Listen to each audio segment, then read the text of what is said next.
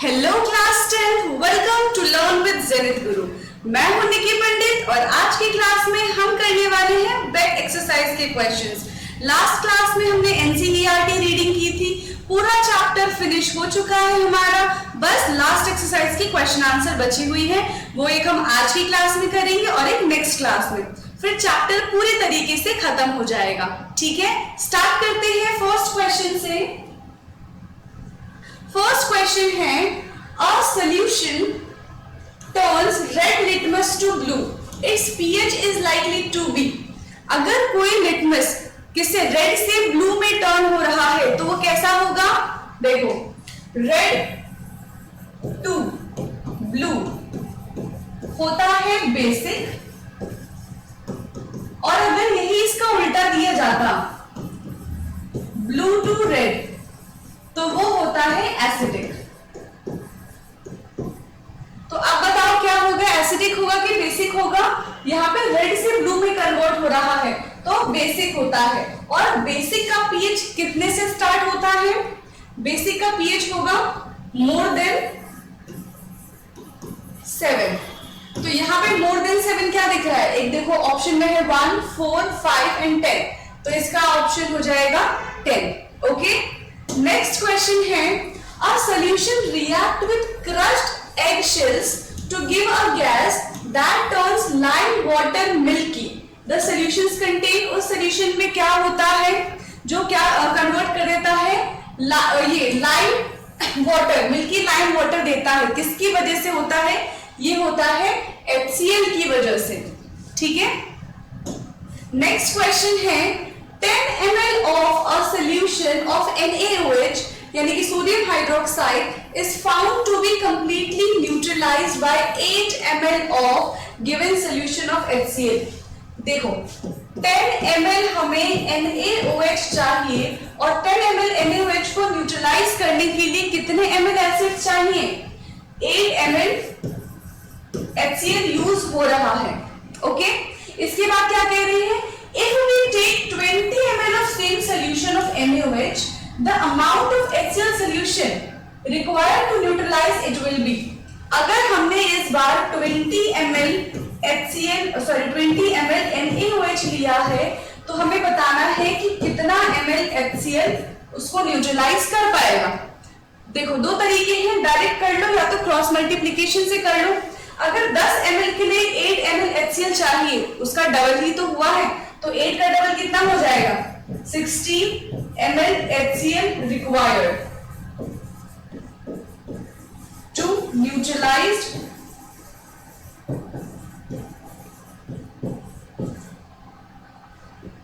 20 ml of NaOH। कितना चाहिए? 16 ml चाहिए, ऑप्शन में है 16 ml।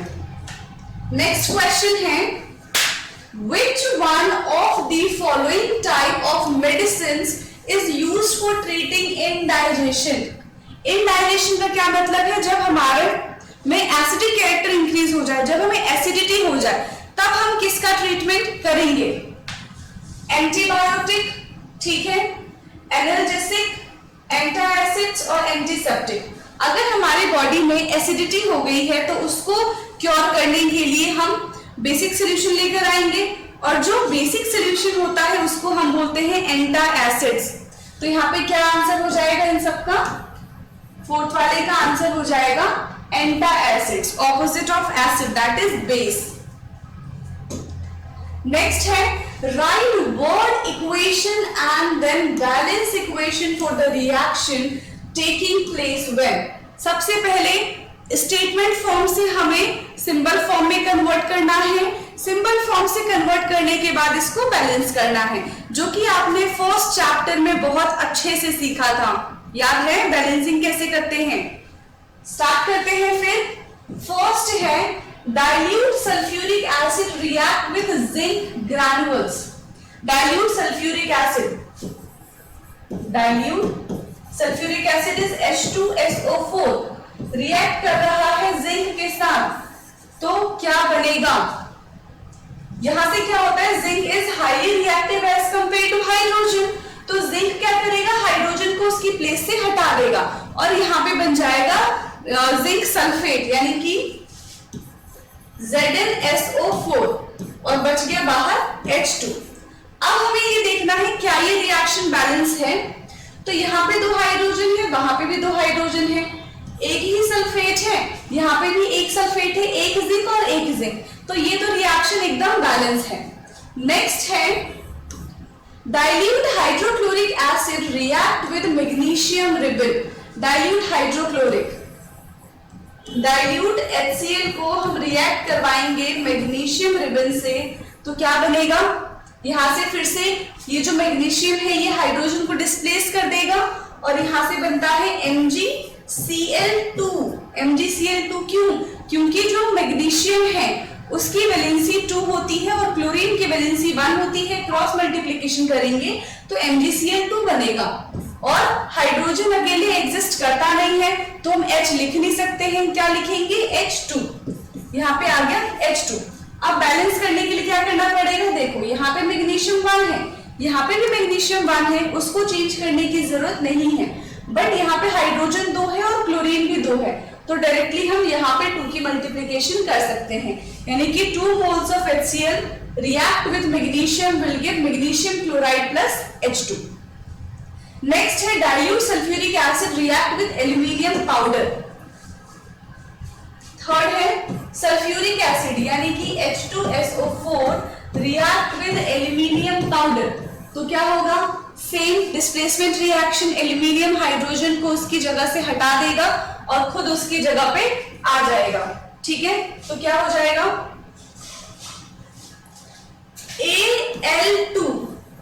Al2SO4 का होल थ्राइस प्लस H2। अब जिन भी बच्चों को ये नहीं पता कि ऐसा क्यों लिखा है, कैसे लिखा है Al2SO4 का होल थ्राइस, तो देखो यहाँ पे एल्यूमिनियम है, यहाँ पे सल्फेट है, एल्यूमिनियम की वैलेंसी होती है 3 और सल्फेट की वैलेंसी होती है 2, क्रॉस मल्टीप्लिकेशन करने पे आता है Al2 और SO4, पूरा ये होल थ्राइस है इसीलिए ब्रैकेट लगाया है, ठीक है, तो ये बन गया Al2SO4 का होल थ्राइस। क्लियर है ये कहां से आया। अब इसको करते हैं बैलेंस। अब इसको बैलेंस करेंगे तो देखो Al2, यहाँ पे एल्यूमिनियम 2 है, यहाँ पे एल्यूमिनियम 1 ही है, तो यहाँ पे भी 2 से मल्टीप्लिकेशन कर देंगे। अब यहाँ पे SO4 3 है, वहां पे SO4 1 ही है, तो 3 करने के लिए यहाँ पे 3 की मल्टीप्लिकेशन कर देंगे, बट अब हाइड्रोजन गड़बड़ हो गया, वहां पे हाइड्रोजन 6 है, यहाँ पे हाइड्रोजन 2 है, तो हाइड्रोजन को बैलेंस करने के लिए यहाँ पे भी 3 की मल्टीप्लिकेशन हो जाएगी। नेक्स्ट है हमारा फोर्थ वाला, dilute hydrochloric acid react with iron filling.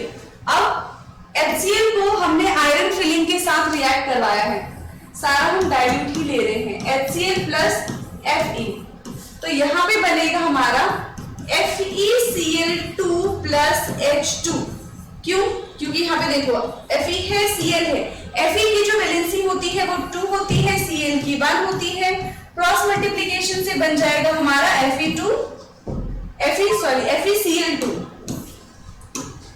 ये बनेगा हमारा FeCl2, ठीक है, तो ये बन गया। अब इसको हम बैलेंस करेंगे, यहाँ पे एक ही क्लोरीन है, यहाँ पे एक क्लोरीन है, यहाँ पे 2 है, यहाँ पे 2 हाइड्रोजन है, वहां पे एक ही हाइड्रोजन है, सिर्फ यहाँ पे हमें किसको बैलेंस करना है, HCl को बैलेंस करना है, तो यहाँ पे 2 की मल्टीप्लिकेशन कर देंगे तो पूरा रिएक्शन बैलेंस हो जाएगा, ठीक है। अब नेक्स्ट क्वेश्चन है, इसके सारे पार्ट हमने कर लिए, टी ओके। नेक्स्ट क्वेश्चन है, compound such as alcohol and glucose also contain hydrogen but are not categorized as acid. Describe an activity to prove it. Alcohol and glucose. कह रहे हैं अल्कोहल और ग्लूकोज के पास भी हाइड्रोजन होता है, बट वो एसिडिक नेचर शो नहीं करता, एसिड की तरह बिहेव नहीं करता है। क्यों? हमें ये प्रूफ करना है एक एक्टिविटी की हेल्प से। तो ऐसी ही कुछ एक्टिविटी हमने किया था जब हम ये चेक कर रहे थे कि एसिड इलेक्ट्रिसिटी प्रोड्यूस करते हैं कि नहीं करते। तब हमने क्या किया था, एक पहले शेप में हम ठीक है, एक सबसे पहले चैम्बर बनाते हैं,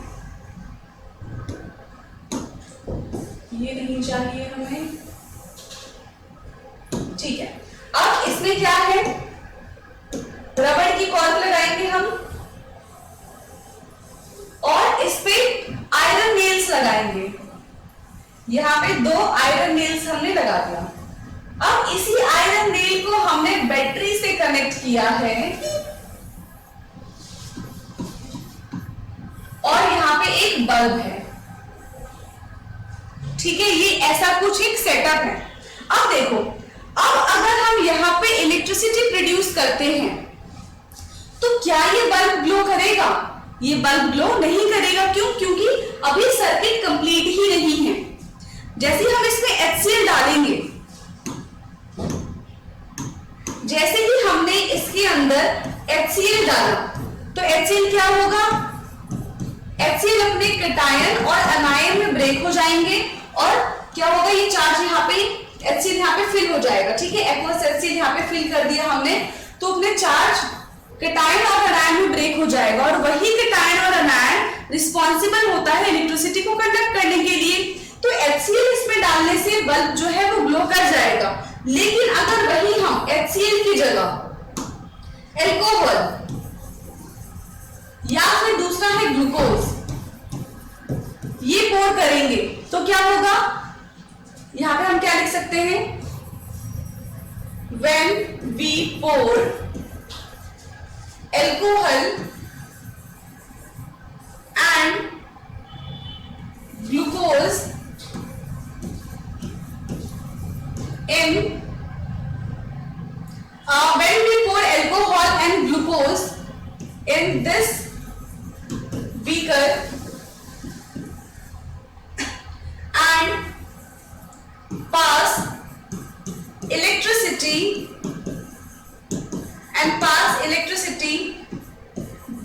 then the bulb will not glow because alcohol and glucose because alcohol and glucose do not dissociate and give cation and anion, which is क्या है, glucose do not dissociate and give cation and anion, which is responsible for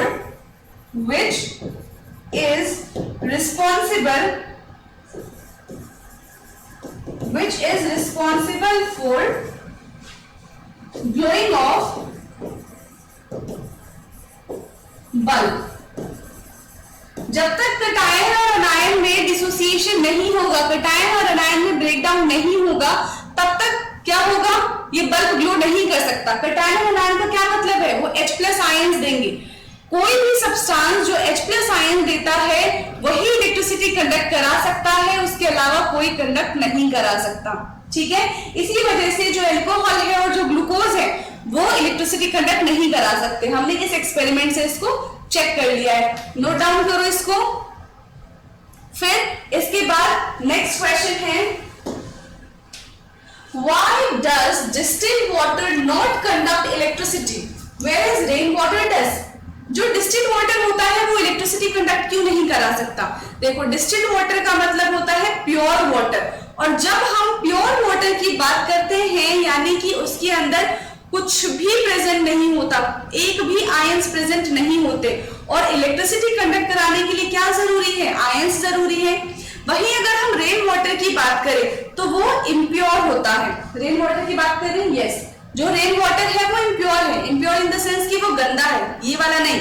impurity means उसके अंदर काफी सारे ions present है और वही ions responsible होते हैं इलेक्ट्रिसिटी को कंडक्ट करने के लिए। ओके, इसका आंसर हम क्या लिखेंगे, इसमें लिखेंगे distilled water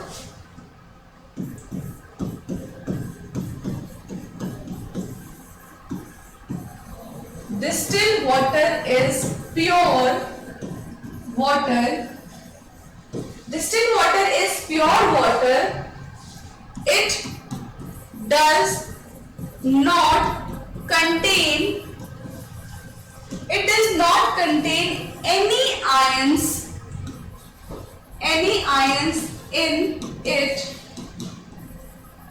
which responsible for electricity.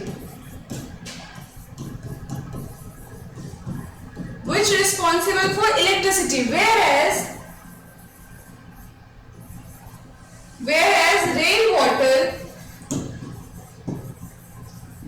rainwater is impure, which contain ions and that responsible